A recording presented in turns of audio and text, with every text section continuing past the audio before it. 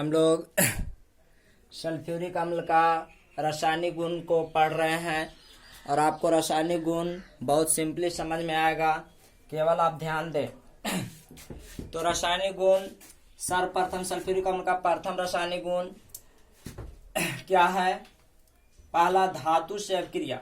तो अधिकांश धातुओं से अभिक्रिया कर हाइड्रोजन गैस प्रदान करता है।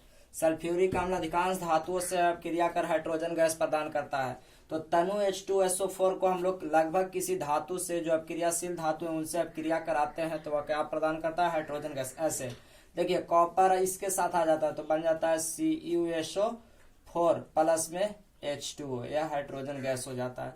उसी तरह MgSO4 प्लस में क्या बन जाता है? H2O। उसी तरह इसका क्या बन जाएगा? कैल्शियम सल्फेट CaSO4 प्लस में H2 गैस। आप जानते हैं कॉपर सल्फेट बना, मैग्नीशियम सल्फेट बना, कैल्शियम सल्फेट बना। जैसे आपसे सवाल परीक्षा में पूछा जाता है, क्या होगा जब सल्फ्यूरिक अम्ल की अभिक्रिया कॉपर से कराया जाए? क्या होगा जब सल्फ्यूरिक अम्ल की अभिक्रिया मैग्नीशियम से कराया जाए? क्या होगा जब सल्फ्यूरिक अम्ल की अभिक्रिया कैल्शियम से कराया जाए? तो ये सब तनु सल्फ्यूरिक अम्ल थे। एवं सांद्र सल्फ्यूरिक अम्ल धातु से अभिक्रिया कर सल्फर डाइऑक्साइड गैस प्रदान करता है। याद रखना है कि तनु सल्फ्यूरिक अम्ल धातु से अभिक्रिया कर हाइड्रोजन गैस प्रदान करता है, जबकि सांद्र सल्फ्यूरिक अम्ल धातु से अभिक्रिया कर सल्फर डाइऑक्साइड गैस प्रदान करता है। ऐसे देखिए, यह है कॉपर। उसी तरह से हमने सेम रखा है, copper magnesium calcium, copper magnesium calcium. यहाँ था तनु सल्फ्यूरिक अम्ल, यहाँ है सांद्र सल्फ्यूरिक अम्ल। जब सांद्र को हम लोग रखते हैं सांद्र सल्फ्यूरिक अम्ल तो क्या मिलता है? Sulphur dioxide. तो उसी तरह से आप बना लीजिए, क्या क्या बनता है? सल्फर डाइऑक्साइड, और इसको से क्या बनेगा? H2O बनेगा। और क्या बन जाएगा? देख लीजिए, और वो कॉपर ऑक्साइड बन जाएगा। ऐसे H2 एगो ऑक्सीजन इसके साथ आ गया, कॉपर ऑक्साइड, एगो सल्फर डाइऑक्साइड SO2 बन गया और H2O। उसी तरह मैग्नीशियम की अभिक्रिया सल्फ्यूरिक अम्ल से करा दिया जाए तो उसी तरह से आपको बन जाएगा SO2 प्लस H2O, और क्या बन जाएगा? तो मैग्नीशियम ऑक्साइड बन जाएगा। उसी तरह आप कैल्शियम की अभिक्रिया करा दीजिएगा तो SO2 प्लस में H2O, और क्या बन जाएगा? कैल्शियम ऑक्साइड बन जाएगा। तो पहला गुण था धातु से अभिक्रिया। तो हम लोग समझे कि तनु सल्फ्यूरिक अम्ल जब धातु से अभिक्रिया करता है तो हाइड्रोजन गैस प्रदान करता है और सल्फेट का निर्माण करता है, जबकि सांद्र सल्फ्यूरिक अम्ल धातु से अभिक्रिया करता है तो सल्फर डाइऑक्साइड का निर्माण करता है और धातु का ऑक्साइड बनाता है। यहाँ धातु का सल्फाइड बनाता है। ध्यान रखना है, यहाँ धातु का सल्फाइड बनाता है, यहाँ धातु का ऑक्साइड बनाता है। बहुत ध्यान से याद रखिएगा। दूसरा है ऑक्सीकारक के रूप में। ऑक्सीकारक के बारे में आपको हम पहले पढ़ा चुके हैं। तो सल्फ्यूरिक अम्ल टूट करके नवजात ऑक्सीजन प्रदान करता है। देखिए, सल्फ्यूरिक अम्ल जब टूटता है तो सल्फर डाइऑक्साइड बनता है, जल बनता है और नवजात ऑक्सीजन। देख लीजिए, SO2 निकल गया, फिर एक तो H2O के साथ आ गया तो एगो ऑक्सीजन, इसको हम लोग नवजात ऑक्सीजन कहते हैं, पहले पढ़ चुके हैं। तो नवजात ऑक्सीजन, सल्फ्यूरिक अम्ल टूटकर नवजात ऑक्सीजन प्रदान करता है, जिससे यह एक अच्छा ऑक्सीकारक है। सल्फ्यूरिक अम्ल एक अच्छा ऑक्सीकारक क्यों है? क्योंकि यह नवजात ऑक्सीजन प्रदान करता है। तो आपको पता है कि नवजात ऑक्सीजन है जो क्या करता है? ऑक्साइड में परिवर्तन कर देता है, ऑक्सीकरण कर देता है। तो पहला हम लोग लिखे हैं H2SO4 द्वारा कार्बन को CO2 में ऑक्सीकरण, कार्बन का CO2 में ऑक्सीकरण। तो आपको हम पहले इस अभिक्रिया को सिखाने के लिए क्या बताए थे कि किसी का भी ऑक्सीकरण करे पहले आप नवजात समीकरण को लिखिए। देखिए, H2SO4, फिर हम लोग लिख लिए SO2, H2O, और फिर हमने लिख लिया नवजात ऑक्सीजन को। अब किसको बनाना है? कार्बन को। तो हम यहाँ कार्बन लिखते थे और यहाँ से किसको उठाते थे? नवजात ऑक्सीजन को उठाते थे। और आपको बनाना क्या है? CO2। तो यहाँ हम लोग क्या बनाते थे? CO2। ठीक है। अब यहाँ हमको कै गो ऑक्सीजन की आवश्यकता पड़ा? 2 गो। तो इसको में हम लोग कैसे गुना, कै यहाँ लगाते हैं, 2 लगाते हैं। तो इसमें हमको कैसे गुना करना होगा? 2 से। इस तरह से हम लोग इक्वल करेंगे तो यह 2 से यह 2 कैंसिल होगा आपको, लेकिन 2 से H2SO4 में तो क्या होगा? 2H2SO4। ठीक है। उसी तरह से 2H2SO4, और इधर हमको क्या बच जाएगा? इधर हमको क्या बचेगा? कार्बन बचेगा। देखिए, अब उसी तरह से अगर हम लोग यहाँ से इसको उठा ले तो आपको क्या बचेगा? 2SO2 और फिर इसको साथ ही क्या बच जाएगा 2H2O। इस तरह से हम लोग कार्बन को कार्बन डाइऑक्साइड, सी को CO2 में बदल देते हैं। दूसरा का हम लोग देखते हैं सल्फर का सल्फर डाइऑक्साइड में परिवर्तन। सल्फर का सल्फर डाइऑक्साइड में ऑक्सीकरण। क्या? सल्फर का सल्फर डाइऑक्साइड में ऑक्सीकरण। मैं पहले लिख ले रहा हूं 2-3 ताकि आपको बताने में कम से कम समय लगे।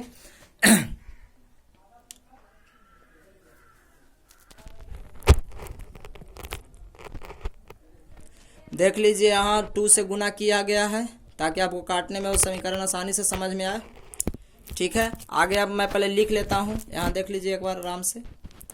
तो आगे मैं लिख लेता हूँ ताकि आपको ज़्यादा से ज़्यादा सिखा पाए। देख लीजिए ताकि आपको बढ़िया समीकरण समझ में आए। पहले हमने 2 से गुना किया है नवजात समीकरण ऑक्सीजन के समान, फिर 2 से इधर काट दिया। आपको पहले से भी पता है, आगे भी और देखिए क्लियर आपको समझ में आएगा। ठीक है, अगला हम लोग का ऑक्सीकरण गुण में आगे बढ़ते हुए सल्फ्यूरिक अम्ल द्वारा सल्फर को सल्फर डाइऑक्साइड में परिवर्तन। तो उसी तरह आप लोग पहले जानते हैं कि जब नवजात ऑक्सीजन बनता है तो सर्वप्रथम हम लोग उस समीकरण को ही लिख लेते हैं। तो H2SO4 का समीकरण लिखे। तो H2SO4 से हम लोग क्या बना था? SO2 बना था, H2O बना था और फिर हम लोग को नवजात ऑक्सीजन बना था। इस नवजात ऑक्सीजन को हम लोग आगे लेके आते हैं। तो आगे लेके आएंगे तो सल्फर लिखना है, सल्फर लिख दिया, नवजात ऑक्सीजन को ला दिया और इधर हम लोग क्या बनाना है? SO2। तो SO2 बनाना है तो ऑक्सीजन कितना लगा? 2। ठीक है, तो यहाँ भी कैसे गुना करते हैं? 2 से। तो नवजात ऑक्सीजन को बराबर करने के लिए यहाँ कैसे गुना करते हैं? 2 से। तो यहाँ से यहाँ आपको कैंसल, लेकिन ये 2 से इसको में गुना होता है तो आपको 2H2SO4 होगा। और फिर आपको इधर तो सल्फर के सल्फर ही रहेगा, लेकिन इधर हम लोग 2 से SO2 में गुना करेंगे 2SO2। ध्यान से देखिए, SO2 और SO2, इधर भी हमको SO2 और SO2 बच जाता है। तो यहाँ पर के SO2 है आपको कै गो? 2 गो और SO2 कै गो हो गया? 3SO2 बचेगा। ठीक है, प्लस में आपको यहाँ कै गो बच जाएगा? 2H2O। इस तरह से आपको सल्फर का सल्फ्यूरिक अम्ल द्वारा सल्फर डाइऑक्साइड में परिवर्तन हो जाता है। आशा है आपको यह जरूर समझ में आया होगा। थोड़ा सा हम लोग अगर ध्यान देखें तो सल्फर का जो मानक रूप होता है वह हम लोग S8 के रूप में चलते हैं। किस रूप में चलते हैं? S8 के रूप में। सल्फर का मानक रूप किस रूप में? S8। मतलब S8 हमको रखना होगा। तो S8 रखने के लिए हम लोग को क्या करना होता है? थोड़ा सा देखिए, S8 पर हम लोग बना रहे हैं मानक रूप के आधार पर। तो सल्फर हम लोग को S8 होना चाहिए। सल्फर का मानक रूप क्या होता है? S8। 8 गो सल्फर रखते हैं तो सल्फर डाइऑक्साइड बनेगा। तो सल्फर डाइऑक्साइड, यहाँ तो डाइऑक्साइड बनाने के लिए पहले 2 से गुना करना ही होगा। यहाँ सल्फर डाइऑक्साइड 2 से बना, सल्फर से क्या बनता है? Sulphur dioxide SO2। S8 देने के लिए यहाँ कितना सल्फर रखना होगा? 8 SO2 रखना होगा। जब 8 SO2 आप रखिएगा तो यहाँ देखिए 8 दूना के 16, यहाँ पर कितना ऑक्सीजन होता है? 16। तो यहाँ हमको कितना रखना होगा? 16, क्योंकि सल्फर का मानक रूप S8 चलता है। तो यहाँ 16 हो गया। तो नवजात ऑक्सीजन 16 होने के कारण हम यहाँ कैसे गुना करेंगे? 16 से गुना करेंगे।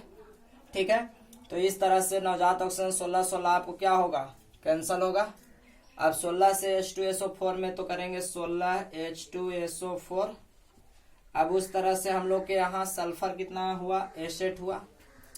दूसरी ओर चलते हैं तो देखिए इस 16 SO2 और 8 SO2 कितना? 24 SO2 प्लस में जल कितना बचेगा? 16 H2O। और इस तरह से सल्फ्यूरिक अम्ल द्वारा सल्फर का सल्फर डाइऑक्साइड में परिवर्तन हो जाता है। यहाँ सल्फ्यूरिक अम्ल है, यह क्या है? Sulphur dioxide.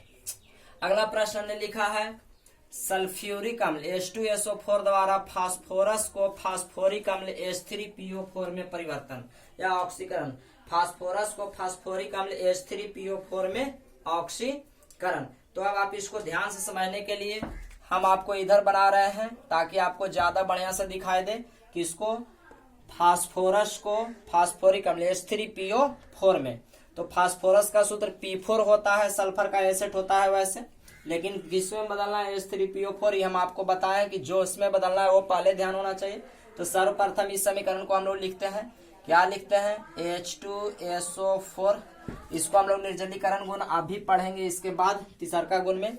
H2SO4 को हम लोग पहले तोड़ देंगे, तो ये टूटता है तो क्या आता है ASO2, प्लस में आता है H2O और प्लस में आता है नवजात ऑक्सीजन। ठीक है, अब हमको फास्फोरस को बदलना है फास्फोरिक अम्ल H3PO4 में, तो H3PO4 में बदलना है तो हम लोग पहले फास्फोरस का मानक रूप क्या चलता है, P4 चलता है, फास्फोरस का मानक रूप P4।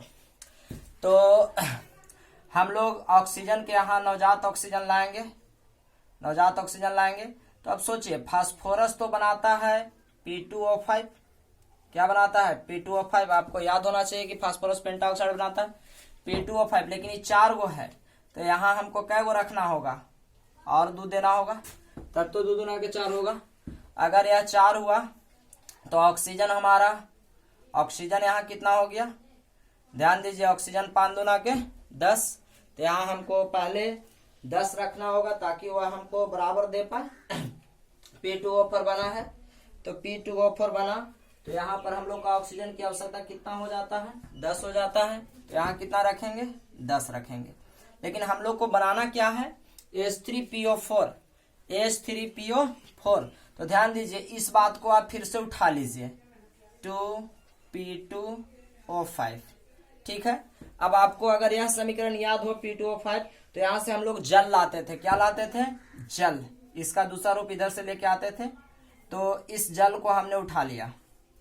अब जल को उठा लिया तो हमको क्या चाहिए, ध्यान दीजिए H3PO4, तो पहले आप बनाइए H3PO4 आप बना लिए। देखिए 2 और 3 के रूप में आ रहा है, तो 2 और 3 के रूप में हम लोग 3 और 2 से बराबर करते हैं, ये आपको याद होगा। 2 और 3 को हम लोग किसके बराबर करते हैं, 2 और 3 के रूप में। तो पहले तो आपको ये देखना है कि फास्फोरस यहाँ 4 है, फास्फोरस का है 4, तो यहाँ भी फास्फोरस का बनाना होगा 4, तो फास्फोरस यहाँ 4 बनाने के लिए आगे कैसे गुना करना होगा, 4 से, तो 4 से हम लोग गुना किए तो हाइड्रोजन कै गो हो गया, 12 गो, यहाँ हाइड्रोजन कै गो, 2 गो, तो यहाँ कैसे गुना करना होगा, 6 गो। अब आप देखिए ऑक्सीजन बचा 5 दूना के 10, 10 6 16 और 4 चौके 16, यह अब आपको बराबर है। तो हम लोग नवजात ऑक्सीजन बराबर करने के लिए यहाँ 10, तो यहाँ कैसे गुना करते थे, 10 से, ये आपको ध्यान होना चाहिए। जब नवजात ऑक्सीजन हमारा 10 हुआ है तो वहां भी हम लोग कैसे गुना करते थे, 10 से गुना करते थे। तो देखिए यहाँ 10, तो इसको में भी हम लोग कैसे गुना करेंगे, 10 से शायद आपको दिखाई दे रहा हो, तो हम लोग यहाँ 10 से गुना किए हैं, ध्यान दीजिए, क्योंकि नवजात ऑक्सीजन की संख्या क्या है, 10, यह गुना आपको 10 से किया गया है, कैसे किया गया है, 10 से। ठीक है, तो 10 से आप गुना करिएगा, देखिए 10 से हम लोग गुना कर रहे हैं, तो अब हम लोग को क्या बचने वाला है, इससे आगे आपको सब अब क्रिया में सिखा दिया गया है, पहले भी आपको यह बात जरूर समझ में आना चाहिए। तो हम लोग 10 से अब क्रिया करते हैं तो इस सल्फ्यूरिक अम्ल पर आते हैं, तो देखिए 10 H2SO4, पहले बराबर में हम लोग क्या काटते थे, देख लीजिए, ये 10 को हो गया नवजात ऑक्सीजन, 10 को नवजात ऑक्सीजन, यह से यह क्या हो गया, कैंसल, P2O5 हमको बराबर है, तो यह भी क्या हो गया, कैंसल। अब जो बचेगा उसको हम लोग घटा के लिखते थे, तो 10 से इसको में गुना करेंगे तो क्या होगा, 10 H2SO4, 10 से इसको में गुना करेंगे 10 H2SO4। अब हमको इस ओर P4 बचा है, तो इधर तो P4 आपको बच जाएगा। ठीक है, अब देखिए, अब हम लोग को जल बचा है, लेकिन वह इधर 10 को जल बचा, तो उधर लिखा है घट करके। ठीक है, तो यहाँ 10 से SO2, तो 10 SO2, और तो SO2 बचा नहीं, तो लिखिए 10 SO2। अब हमको यहाँ से 10 जल में गुना हुआ है, कितना, 10 जल है, 10 जल और कै जल घटाना है, 6 गो, तो बचेगा आपको कै जल, 4 जल बच जाएगा, 4 जल का अणु, और फिर इधर का आपको बच जाएगा H3PO4, कितना, 4 पार्ट, तो इसको आप लिख सकते हैं, आपको इधर दिखाई दे रहा हो तो मैं लिख दूं 4H3PO4। इस तरह से हम लोग का यह समीकरण पूरा हो जाता है। यह क्या लिखा गया है, तो आपको यह पार्ट नहीं इधर दिखाई दे रहा है, इसलिए मैं नीचे लिख रहा हूँ। इस पार्ट को लिखे हैं आपको 4H3PO4। इस तरह से हम लोग का यह समीकरण पूरा हो जाता है। तो आशा करते हैं कि आपको ऑक्सीकरण का जो समीकरण हमने आपको सिखाया है वो जरूर आया होगा, और जहां जिसको नहीं समझ में आया है वो बेशक आप हमसे पूछ सकते हैं। तो आशा करते हैं कि यह आपको जरूर समझ में आया होगा। इसका अगला गुण है निर्जलीकरण गुण। निर्जलीकरण का मतलब हम लोग आगे पढ़ेंगे। तो अभी हम लोगों ने 2 रासायनिक गुणों को पढ़ा। सर्वप्रथम हमने धातु से तनु के साथ और सांद्र के साथ, फिर ऑक्सीकारक के रूप में। अब हम लोग तीसरा पढ़ने वाले हैं निर्जलीकरण के रूप में। तो पहले मैं लिख लूं ताकि आपको और भी आसानी से समझा पाऊं। सल्फ्यूरिक अम्ल का तीसरा गुण में हम लोग आप पहुंचे हैं, और तीसरा गुण है इसका निर्जलीकरण। निर्जलीकरण को अंग्रेजी में डिहाइड्रेशन कहा जाता है। पहले निर्जलीकरण का अर्थ समझ लेते हैं। किसी पदार्थ से जल की मात्रा को खत्म कर देना निर्जलीकरण कहलाता है। जल की मात्रा, जल का अंश जो भी होता है उसको खत्म कर देना निर्जलीकरण कहलाता है। तो निर्जलीकरण हम लोग पढ़ रहे हैं।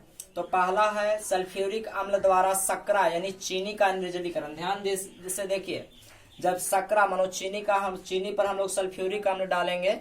हम आप लोग को पहले भी बता चुके हैं कि जब हम लोग चीनी पर सल्फ्यूरिक अम्ल को डालेंगे तो वह काले रंग के साथ धुआं देने लगता है, यानी वह काला रंग का हो जाता है, एक तरह से जल जाता है। शुद्ध सल्फ्यूरिक अम्ल, सांद्र सल्फ्यूरिक अम्ल को हम लोग चीनी पर डाल दें तो वह जलने लगता है और काला रंग बना लेता है। तो इस तरह से H2SO4 को हम लोग जब शर्करा के साथ अपक्रिया करा दें, C12H22O11 को H2SO4 सांद्र H2SO4 होना चाहिए। तो देखिए, जल की मात्रा को निकाल लेना, जितना ज्यादा से ज्यादा है जल वो सब निकाल दीजिए।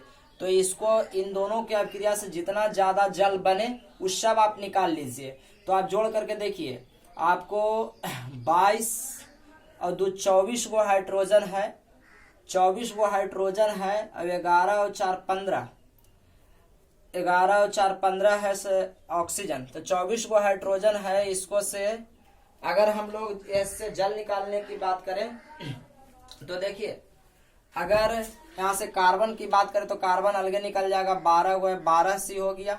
ठीक है, अब आपको इतना बच गया। अगर यहाँ से 11 लगा दिया जाए तो थोड़ा सा देख लीजिए, 11 दूना के 22 को हो गया, और ऑक्सीजन आपको 14 हो गया। 21 को से डाल देंगे। तो आप अब क्रिया में एक बार समझने का प्रयत्न करिए। या हम कह रहे हैं कि चीनी पर सल्फ्यूरिक अम्ल डाल दे, तो सल्फ्यूरिक अम्ल तो पानी है, सांद्र सल्फ्यूरिक अम्ल, तो उसमें यह क्या होगा, एक काले रंग के साथ जल जाएगा, सांद्र H2SO4। ऐसा जैसे आप लोग को ये समझना है कि चीनी है, चीनी का दाना, उस पर हम लोग सल्फ्यूरिक अम्ल के पानी डालेंगे तो जलने लगेगा। तो जलेगा, उसमें से कार्बन के भाग, बाकी सबसे जल का अंश क्या हो जाएगा, निकल जाएगा। उसी तरह H2SO4 द्वारा फॉर्मिक अम्ल का निर्जलीकरण। तो फॉर्मिक अम्ल H2O है, H2O, और इसको हम लोग किससे निर्जलीकरण करा देंगे, सांद्र H2SO4 से।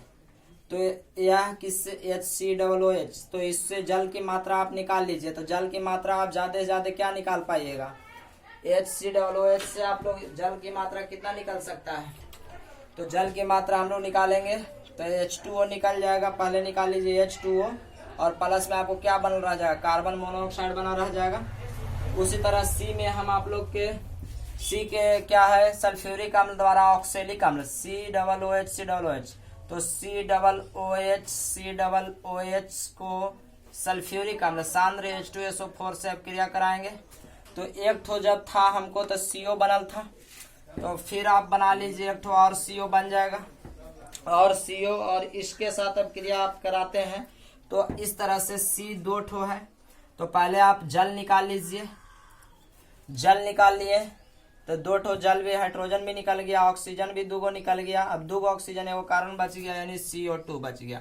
तो इस तरह से हम लोग का ऑक्सेलिक अम्ल द्वारा, ऑक्सेलिक अम्ल को सांद्र सल्फ्यूरिक अम्ल में डाल देने पर हमको कार्बन मोनोऑक्साइड, कार्बन डाइऑक्साइड और हाइड्रोजन गैस यानी तीनों ज्वलनशील है और जल की प्राप्ति हो जाता है। तो आशा करते हैं आपको सल्फ्यूरिक अम्ल का निर्जलीकरण गुण भी आपको समझ में आया होगा। तो अब आप क्रिया जरूर आप याद रखें। तो मैं आपसे, अगर आपको यह टॉपिक समझ में आया तो वीडियो का लाइक जरूर करें, शेयर करना ना भूलें। हम आपसे एक ऑब्जेक्टिव सवाल पूछते हैं, आशा करते हैं आप जरूर उत्तर देंगे कमेंट बॉक्स में। तो ऑब्जेक्टिव सवाल आज का हमारा होता है,